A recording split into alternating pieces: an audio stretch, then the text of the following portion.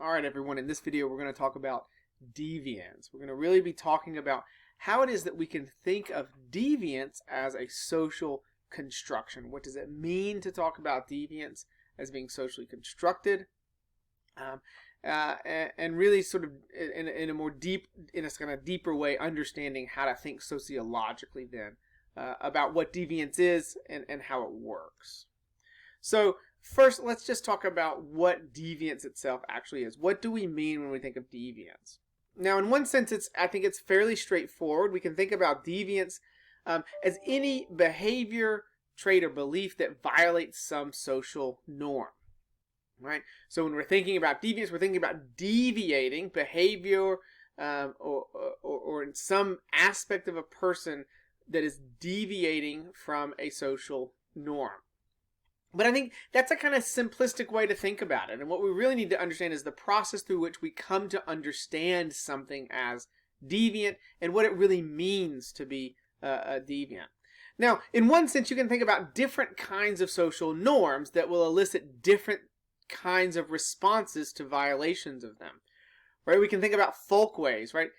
Folkways are just kind of etiquettes or customs and traditions. These are things that when you violate them, people may look at you a little funny, but oftentimes people won't even notice or won't even think about it. So when I was a kid, my grandmother used to always tell me when I was eating to get my elbows off of the table. So when I would put my elbows on the table, she had a little song that she would sing, "Dustin, Dustin, strong and able, get those elbows off that table," right?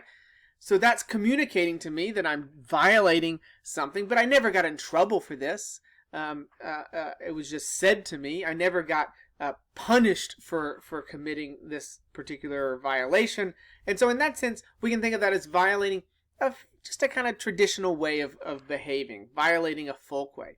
Mores, though, the second kind of social norm we could be thinking about is mores violate a deeper set of values, a deeper set of kind of morals, moral codes that people might have when they're as part of our normal set of beliefs and behavioral traits, right? So in that sense, it kind of escalates up, maybe not into the sense of the next one, which is violating a law, but it's a deeper violation that we can imagine.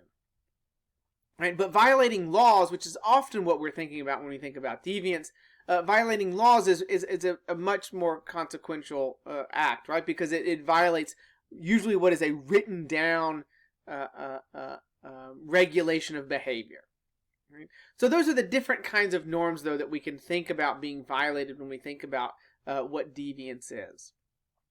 And I think that's a good starting point for us to really think about what is, I think, a core aspect of deviance that we have to think about when we're thinking about deviance sociologically. Which is we have to get beyond simply thinking about the violation of social norms. And so this guy here is a sociologist named Howard Becker, who really sort of constructed a way of thinking about deviance that goes beyond just thinking about, well, did this person violate a norm or not? And really, at the heart of this is that he argues deviance should be understood as a label. It's something that we apply to some people committing some acts in some situations, right? So very often we can think about violations of social norms that people commit that other people don't really get upset about or don't really punish in any meaningful way. But that very same norm violation in another context committed by another person could elicit other people to respond harshly to them. So what Becker's really trying to get us to see is that deviance is not something inhering in the behavior itself, but really deviance is about the meaning we attach to that behavior. And again, the meaning that we attach to even the same behavior can vary from one context to another. It can vary, even in the same context, can be differently understood when some people commit it than when others don't commit it, right? Or when others commit it. So really, we need to be thinking about deviance as a label. So what does it actually mean then to think about deviance as a label? To understand that we have to think about what are the effects then of labeling some behavior, some individuals, some groups as deviant. So we're going to take a minute and just and look through that. So let's think about this for a second. What happens when this label of deviant gets attached to a person, right? What happens when we move from thinking about the act that someone committed as criminal to thinking about the person who committed the act as a criminal, right? What happens in a kindergarten classroom when a child gets labeled as a quote-unquote bad kid, right? That's a label that attaches to them, that those teachers are going to often talk to other teachers in the first grade as the child transitions from kindergarten to the first grade, and that label is then going to stick with that kid, and they're going to be seen as deviant. So let's think about this. What happens when a person goes to prison? Well, they get a particular label coming out of prison. All right, they've gone into prison. They've come out, and now what they're going to be called is an ex-convict, an ex-con. So they have this label that gets attached to them. Well, with that label of convict, right, with that label of being an ex-con, it becomes particularly difficult to engage in pro-social kinds of behaviors. When a person goes to try and get a job after they've come out of jail, there's a little box that they have to check off that they've been convicted of a crime. And this very routinely leads employers to not want to employ them. Right? They go and they try to meet people, and their story becomes a part of who they are.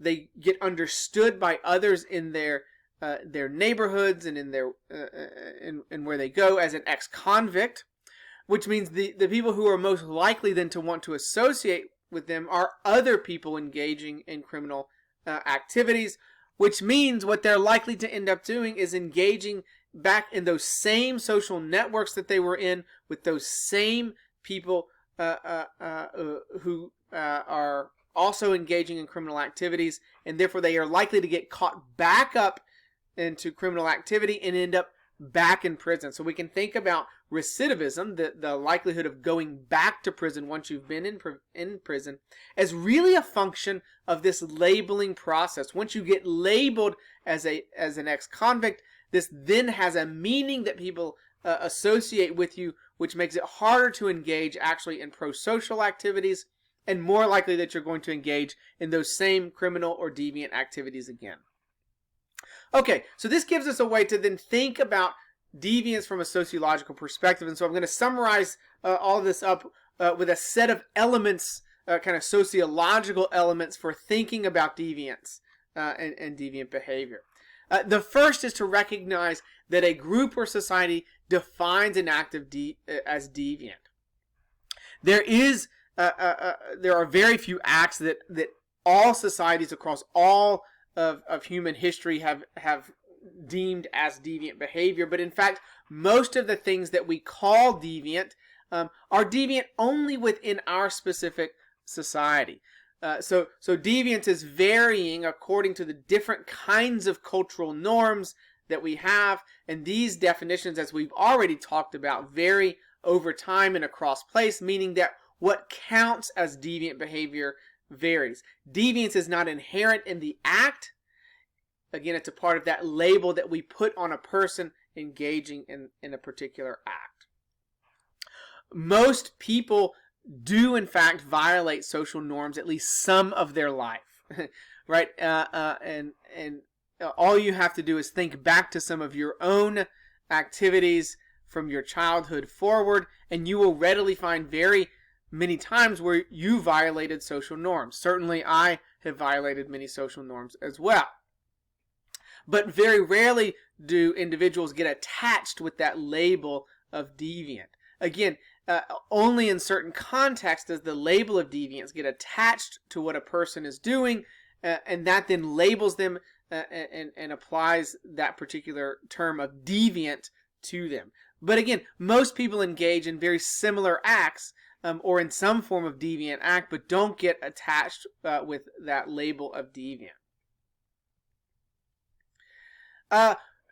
Few people who commit crimes actually get caught. That is, there's a large, aside from crimes like murder, which have a very clear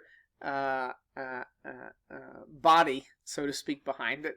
A lot of people commit crimes but don't actually get caught. So few people who commit crimes or commit deviant acts actually end up getting caught. A lot of the deviance that goes on in context where a person is not does not get seen as being deviant, and therefore again that label doesn't get applied.